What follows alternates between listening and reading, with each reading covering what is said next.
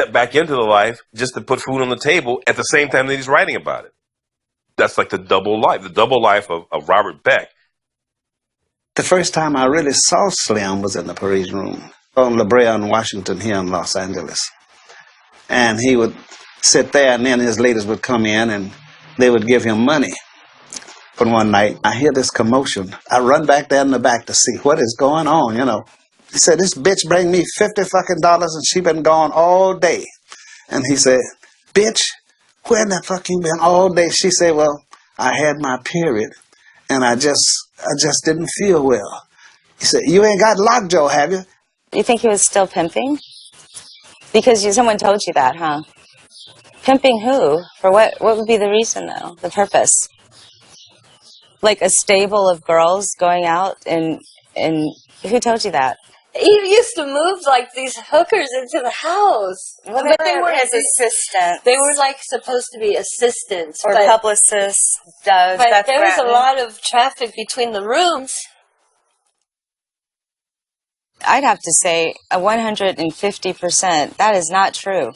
My mom was psychotic. There's no way. I mean, yeah, he had sex with other women, but making money off of them? Reformed. Airtight Willie and Me, a collection of short stories, is his last book to be published by Holloway House in 1979. For each one of those books, we were getting advances from Bentley and royalties. And Bentley would pay whatever he wanted to on royalties. Well, the royalty statements of Holloway House are really comical because you know that they're a farce and they have no bearing to any kind of reality. I'm happy when when my beer money comes in the form of my royalty check. Well, we were a small house. We had very modest type of financing. We'd lay it on the line to the author. This is what we pay. And if you can live with it, we'll become partners. It was never that an author was working for Holloway. It was always a partnership. How many authors did not take you up on your offer? None. There was a story told about Bentley where one of his writers goes to him, listen, I know you're cheating me and you need to pay me more. And Bentley sat behind his desk, got up, walked to his window, looked down at the street down at Melrose below at the cars going by and saying, you see that street out there? Yes. You know, there are scores of writers down there. I could throw a rock down there and kill 20 writers. I don't need you. You know, if you want to continue to be published by me, you shut the fuck up and take what I give you. He sent me down there when Bentley had to be motherfucked. Because Bentley wouldn't send the goddamn royalty checks out. And then he started looking at the breakdown sheets and he was like, they sold, but the checks don't add up to the numbers of the books that are sold. They always received the amount of money that they should have received. We did an honest job. We never took advantage of our authors because they were, in effect, our bread and butter. Holloway would receive many calls for personal appearances, book signings, and so on. And we would take advantage of every one because it was additional promotion and merchandising. He was definitely out of the house a lot when the book started taking off. That was the distance between my parents. It's him just kind of off, becoming, this writer, actually a pimp again is what she would say. He's back out there, and then she's left at home with 4 kids. She was unhappy, and that made for an unhappy union. You have no idea what it was like. I had 4 kids to feed, wash, clothes, house to clean, typing to do. And he's been diagnosed with diabetes, so I've got that trauma taking care of him. My mom was drinking a lot and really sad and depressed with my dad's philandering around town and things. I believe a lot of depression set in during that time, too. He should have been better to me. However, he wasn't mean to me. And I was one that always started arguments, and when they got really heated, he was the one that would leave the house. My mother used to call my father God when they were arguing. She would say, "You're God, so you must know everything." And it wasn't a term of endearment. She did want a little bit of the limelight and kind of wanted to travel and do things with him. She probably wanted more of a celebration with our lives, as far as us, like, now we have, like, you know, a nice house, and it only made him more distant. He was a total loner. The only one that he had that came on a consistent basis was R.G. Armstrong. And he and R.G. used to sit in there and write movie scripts. I said, "Bob, why aren't you writing the novel? You haven't written a damn thing since we've been in the house. Why aren't you writing? How many more times do I have to go up there and motherfuck that Jew to make him give me some more money to feed these children?" And then I got a part-time job. And then he quit writing altogether. And I told him, I said, no, baby, we ain't pimping me, all right? I never paid a man's rent in my life, and I goddamn sure don't intend to start paying yours now.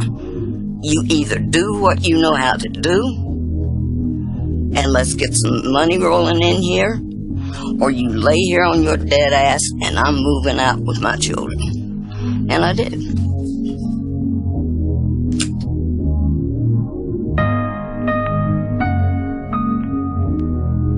He didn't want to leave his family. That's all he had. That's all he worked for. Was us. Yeah, I think my mom. He didn't just do that. Hold on. I think she's the one who wanted to He leave didn't him. do that shit for any other reason but for his kids and his woman. And he had to leave because of her. Because she was crazy and she was out of her mind. My father didn't know how to be in a relationship.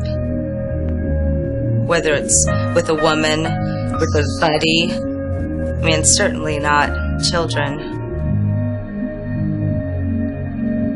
I still have not been able to unearth what it was, but there was some need that he had for me that just crushed him when I left. Because he didn't think I was going to do it. He just did not believe that I would leave him.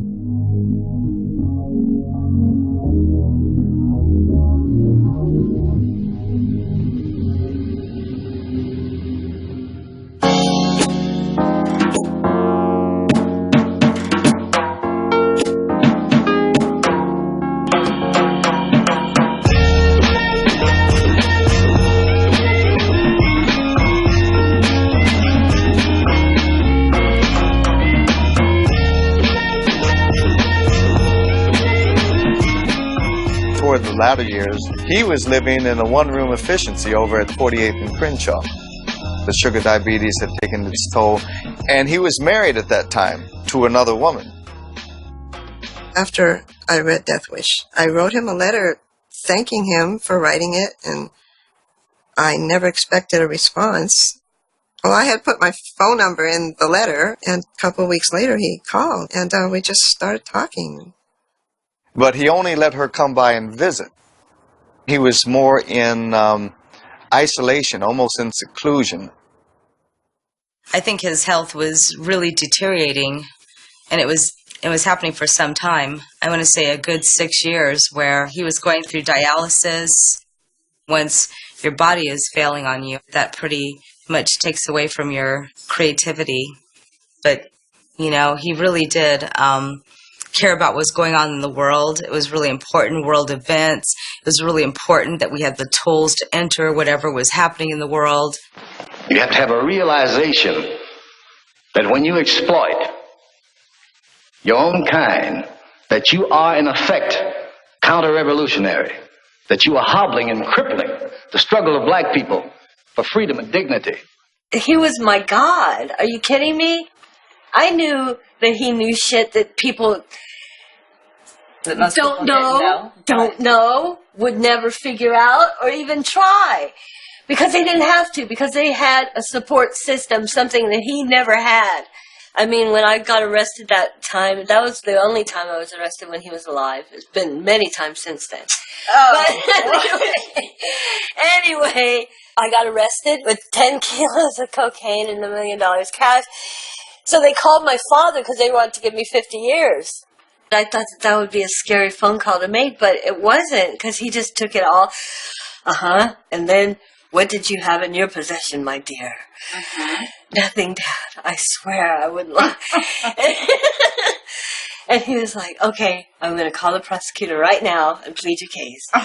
And he did, and I couldn't believe that. He didn't let anything stand and get in the way of him being able to deliver himself unto you if you needed it. He was very supportive as far as like giving you kind of an insight on what will come, being a girl, being a woman. When I was a teenager, I didn't want to hear anything he had to say, as any teenage girl, but he was giving me love. I didn't think it was love back then. I just thought he was, you know, this non-existing father. But now, obviously, yeah, that was love.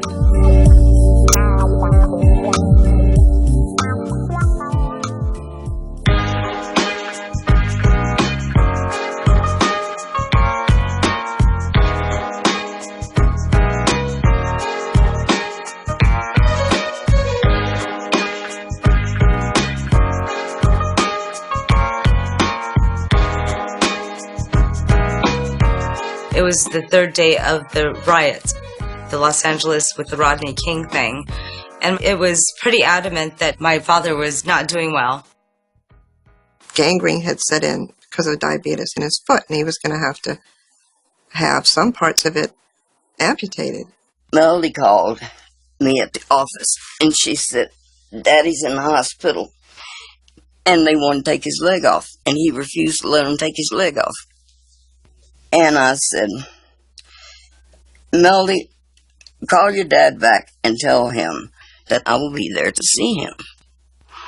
And tell him I said good night. And he died that night.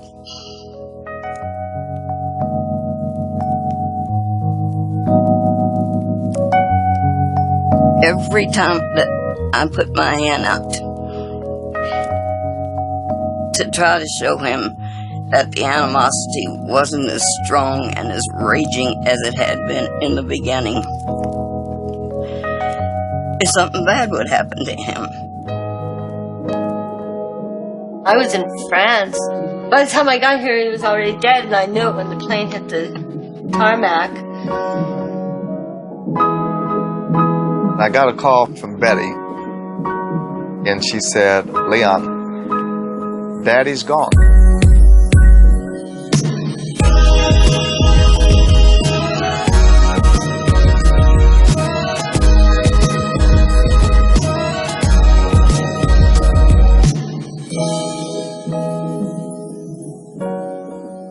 I was one of the pallbearers at his funeral. I know they never have women pallbearers. But she was right in there. I was right in there. I never got a chance to be an adult and kind of apologize for being estranged from him.